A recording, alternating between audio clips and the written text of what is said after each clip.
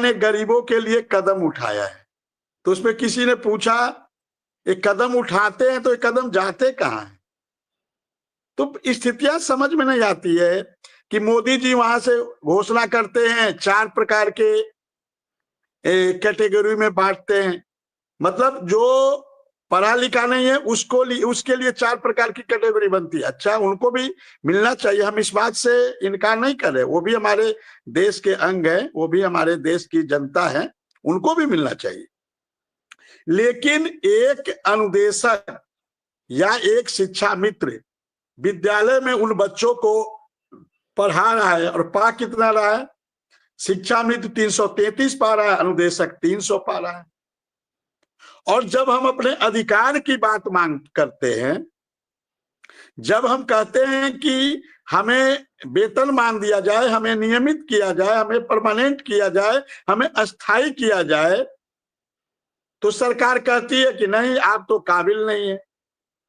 तो ठीक है, हम थोड़ी देर में इस बात को मान लिए, सरकार की बात से मैं इत्तेफाक रख रहा हूं कि हम काबिल नहीं हैं, हम नालायक हैं, हम गधे हैं।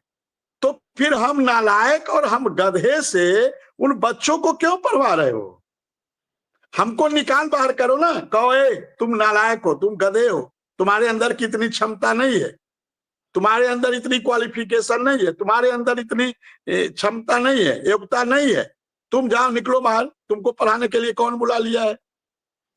तो तय करो ना, यदि हम काबिल हैं, हमारे अंदर पढ़ाने की योग्यता है, तो जो कम से कम सरकार ने तय किया है वो तो हमें दे। 7वां वेतन आयोग का न्यूनतम 18,000 है। 28 अगस्त 2017 को मोदी जी ने 24,000 किया था। और अभी मोदी जी 4 प्रकार की कैटेगरी लेके आए हैं, जिसमें एक अलग से उन्होंने बनाया है उच्च कुशल। उनको 1,035 रुपया प्रतिदिन मोदी जी दे रहे हैं।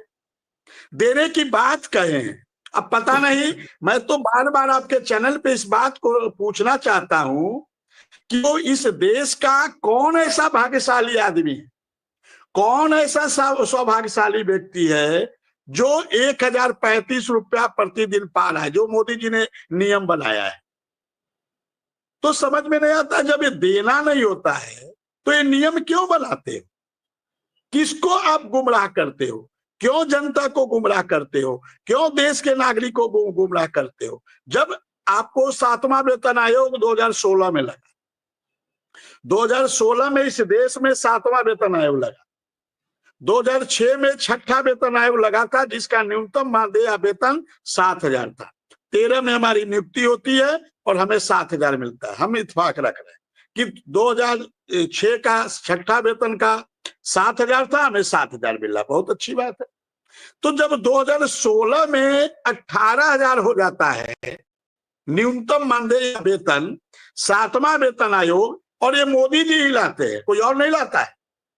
2006 का माना कि उस समय मनमोहन सिंह जी की सरकार थी, कांग्रेस पार्टी की सरकार थी, वो लेके आए।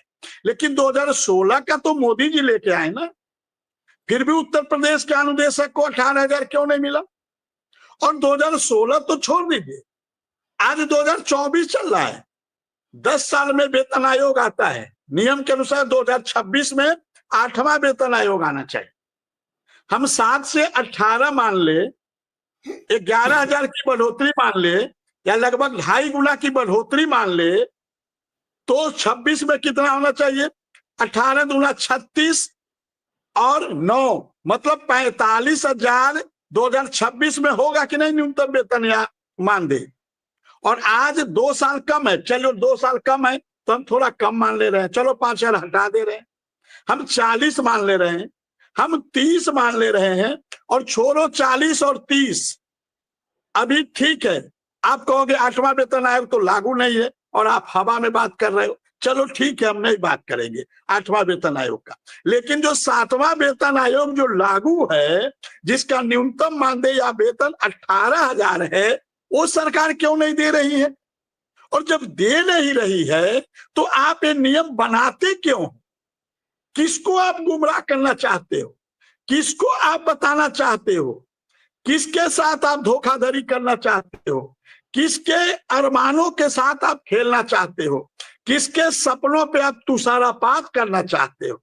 तो हम इस बात का आपके चैनल के माध्यम से इस देश के, इस प्रदेश के जो भी जिम्मेदार व्यक्ति है उनसे जानना चाहते हैं कि आप किसके सपनों के साथ खिलवाड़ कर। जब आपने 2016 में स्वयं 7वां वेतन आयोग लाया